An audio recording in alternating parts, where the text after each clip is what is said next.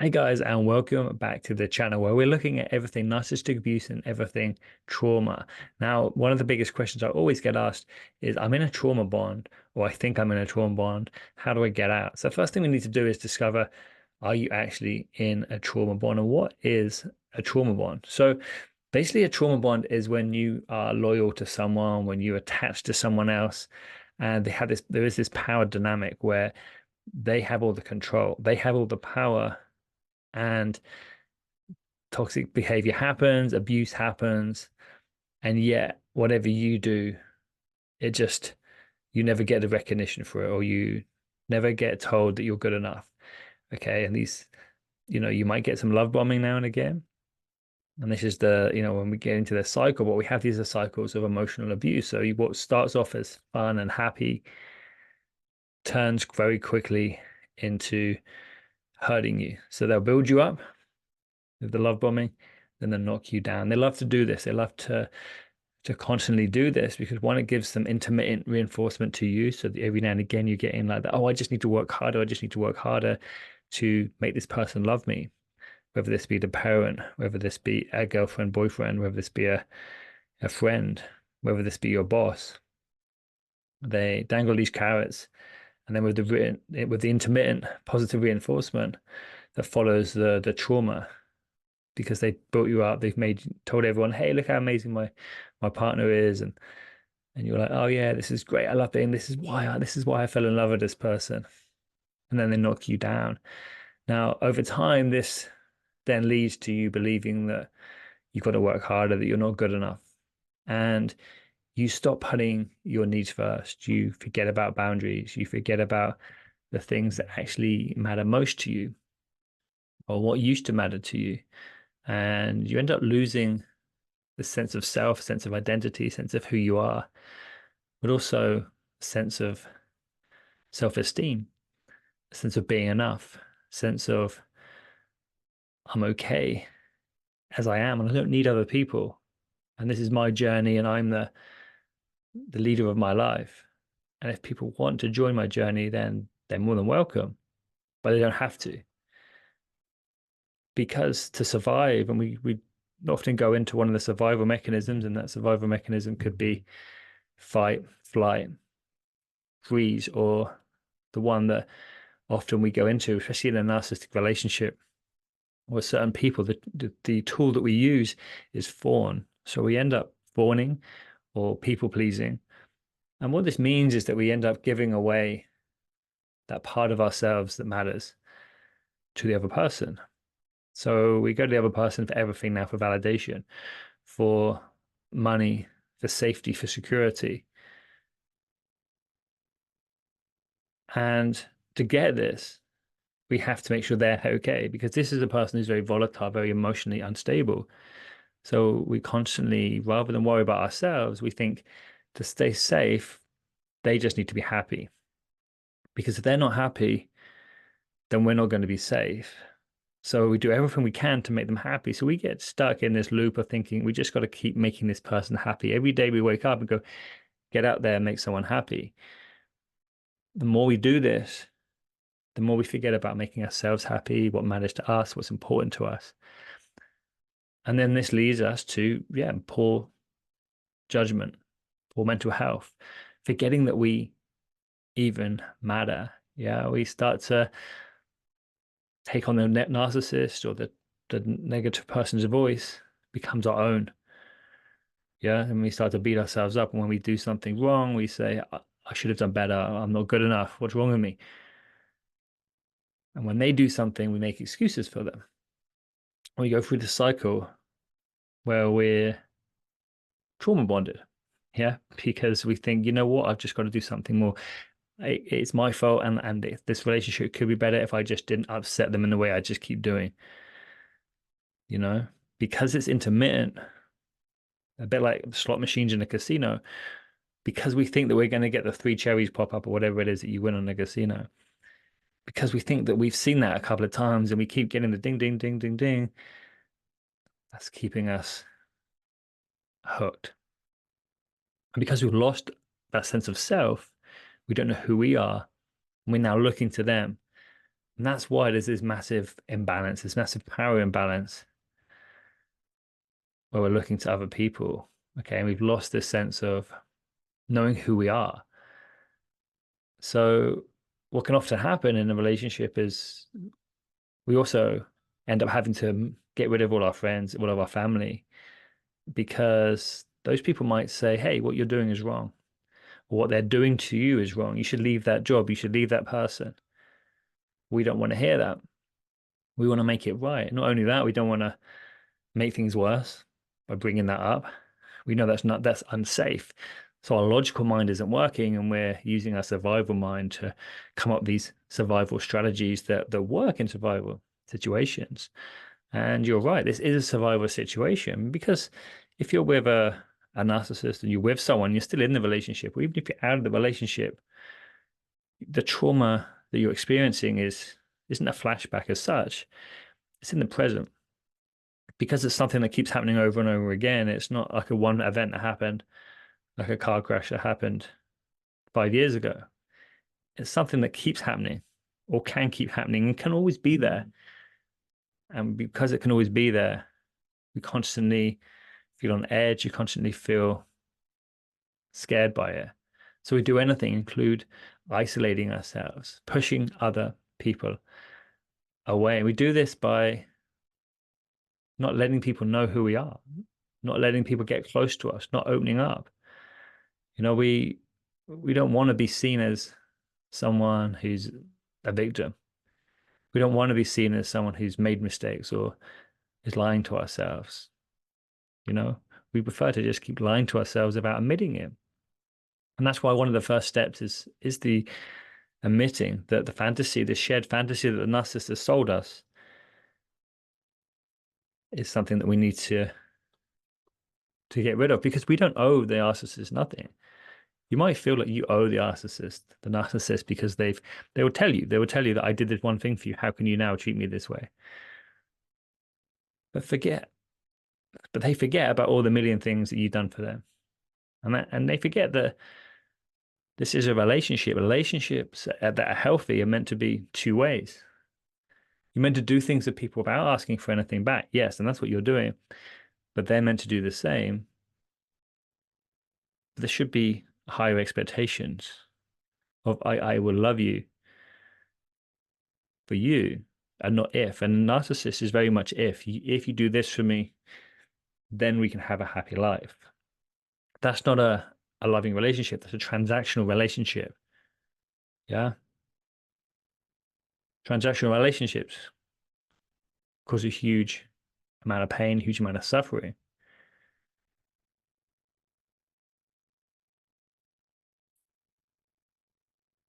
As we talked about before as well, like a massive part of it is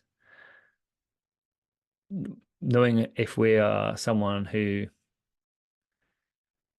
has lost ourselves, has lost the sense of being okay with who we are, has, lost the sense of reality because we bought into their reality. We've lost the sense of communication. Communication is a two-way street. If we're not having a two-way street, that's not a relationship, right? If we're feeling that we're walking on eggshells, if we're feeling that we're stuck, right? That we can't be ourselves, that we can't ask for things, if we can't be open and honest and have a conversation because we think that this is going to be a trigger, this is going to set them off, well, that's not a healthy relationship. We should be allowed to stand up for ourselves. We should be allowed to set boundaries. You should be allowed to talk about whatever it is that we want to talk about. And that's just the thing. And the narcissists, they don't want you to have boundaries. They don't want you to have belief. They don't want you to have money. They don't want you to have any of these things. They want you to be 100% reliant on them.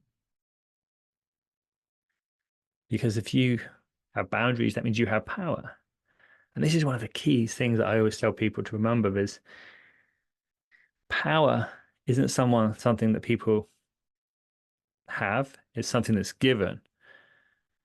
And yes, powerful people, they often use fear to so that they can get power, because when you scare someone, then people give up their power. People say, hey, okay, yeah, I'll do what you want. You can have the power.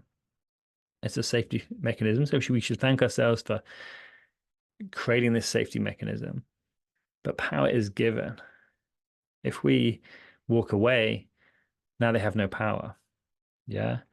If we, and of course, there's a lot of caveats to this. They will use other people. They will use the children. They will use your job. They will use money. They will use things that they've got control over. So it's not that simple. I know that. But what I'm saying is power only exists because we give it. Look at those pieces of paper that we call money, right? We call them money. We give it so much value. Wars are created over this thing called money, these finances, right? But if everyone stopped believing in the power of money and said, you know what, I'm not doing that system anymore, then that system would lose its value, because value is belief, value is given. So we need to stop believing that the narcissist has power, that the narcissist has belief, so that stop believing our belief that the narcissist deserves the power that we give them. And in fact, we need to turn that belief around to ourselves and start believing that we deserve the power, that actually there should be an equal distribution of love, of power, right? So if this is you and you're feeling that, yeah, you're stuck in this dynamic, well, yeah, but how the hell do I get out of it? Like, I get you, it's so difficult, but it's not impossible. It takes work, it takes time, and you've got to do things that are tough. You've got to start to separate yourself from this person, find their ways, create a plan so you can move away. And yeah, you've got to look at the situation, look at the tactics that they might use to get you back, and have things in place so you can move away from this person. Stop spending time with them, stop working with them. Only see them at Christmas, or only see them at special times, or only see them when you have to do a handover with the children. Get another phone so that you can speak to them only on that phone, or only speak to them via email, right? So we're creating a separation, creating a divide between us and them. And if you're out of the relationship, now's the time to start practicing on self-care. Stop putting you first, making sure that you tell yourself every morning when you wake up that you're enough. Wake up. It might feel awkward to start with because your automatic pilot wakes up and says, I'm no one. I'm nothing special. I'm not good enough. I need to please people to be good enough. I need validation. But no, if you go to the mirror and you say you are enough, you are more than enough, and you mean it, and pump your chest up, put your shoulders back, put your hands up in the air like you just won the race, and just go, yes, you are enough. What happens if you do that? You start to believe it. You start to think the physiology of your body says, I am enough, right? You can't do that without feeling a little bit like you've just won a race. You can't do that without feeling that you're enough, right? The other power poses that Amy Cuddy came up with, right? We've got the one behind your head, the CEO. Try doing that and still feeling that you're not important. Okay. Come up with some poses. Come up with your own poses, whether it's the Wonder Woman, is it the hands on the hips. Come up with I don't know, do the Usain Bolt, whatever it is. Do something that makes you feel good, makes you feel alive. This is taking back the power. Do things you weren't allowed to do that are healthy for you. Okay. This is the problem. I actually find a lot of men do this when they get out of a relationship. They've been told, they've been henpecked, and they've been told, you can't do this, don't eat that, blah, blah, blah. So they go, well, I'm free. That means I can take drugs, I can drink more, I can gamble, I can eat the rubbish food, all the things she told me not to do. So don't do that. Do the things that you couldn't do, such as self-care, such as start a business, such as I've got time to just lie in the bath on my own and listen to some beautiful, relaxing music. Something like that, right? Giving yourself time to be alive, to be you, to heal. Now, of course, healing takes time and it takes patience, but it takes patience mixed with consistent work. And that work is self-care. That work is also speaking to other people. It's also pushing your window of tolerance, making your window of tolerance slightly bigger, so that when shit hits the fan, you can start to make that easier to handle. You can handle rejection from people. You can handle not getting validation. You can handle the narcissist getting in your face or trying to get back with you. And you are not in this place where you're like, you know what, I just need this love bombing right now. You're in a place where you're like, no, I can handle another night on my own. I'm okay. And then feel proud about it. Because the more stuff we do that makes us feel proud, the more we start to build a belief about ourselves. We are the type of person who sticks to what we say and does what we say and achieves the life that we want to achieve and creates the life we want to achieve. And we can do that. Now, the final step I always say to people is, work with a counselor, work with a trauma-informed therapist.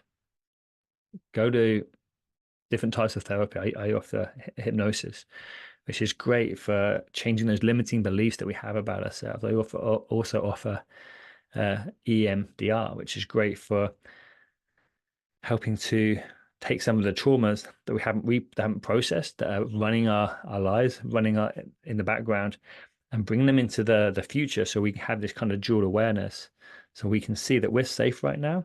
And obviously don't do this on your own, because you have to do it when you're feeling safe. That's the first stage of any therapy, really. And be mindful. So we're bringing this mindfulness element in, bringing a bit of the trauma in, just a snapshot, and then allowing what comes up to come up, and then be processed into the background. So it's there in the background, just allowed to do its thing, to do what it wants to do. So all these things are possible. Like, yeah, if you want to work with me, then I do work with people one-on-one, but I also have groups as well. So I recommend getting involved in a community. So send me an email and I can send you some more details about that. But yeah, it's important to surround yourself with loved ones, people who care about you. Find a new support networks. We're social beings, and that's why when we don't want to lose people, we don't want to, we've invested so much time with a narcissist that we feel we don't want to lose that investment.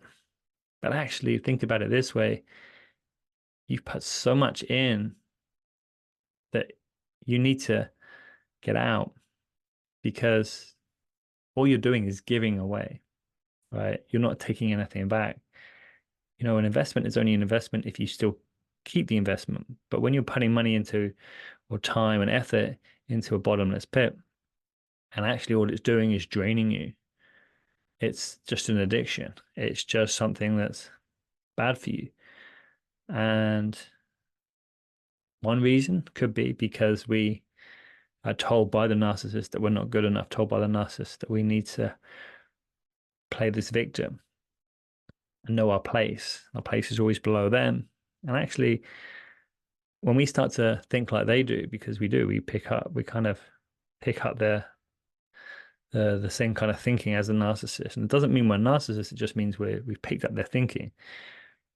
And what happens is we start to believe that we should be a victim. We start to believe that anything other than that would be wrong, or would be a disservice to ourselves.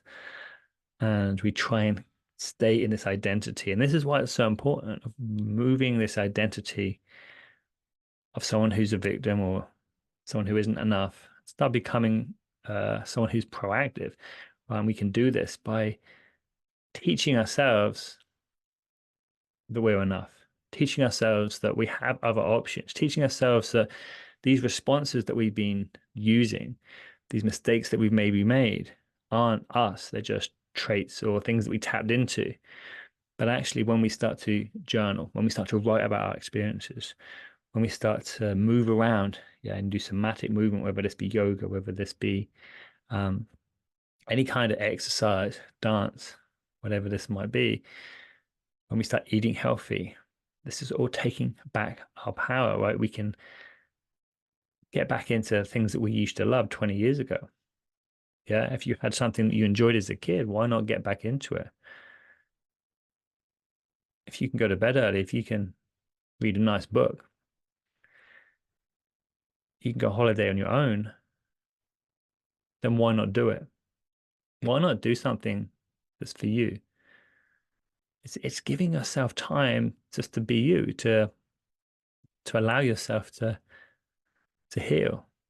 So guys, if you are going through trauma bond right now, I want you to know that this journey is a journey that's possible to break. Um, you just have to believe in the work and know that you are worth it. Know that you deserve to be free. That freedom is possible. And guys, if you haven't already, please leave a comment or please subscribe to the channel because it really, really helps. And I look forward to seeing you in the next video. Namaste.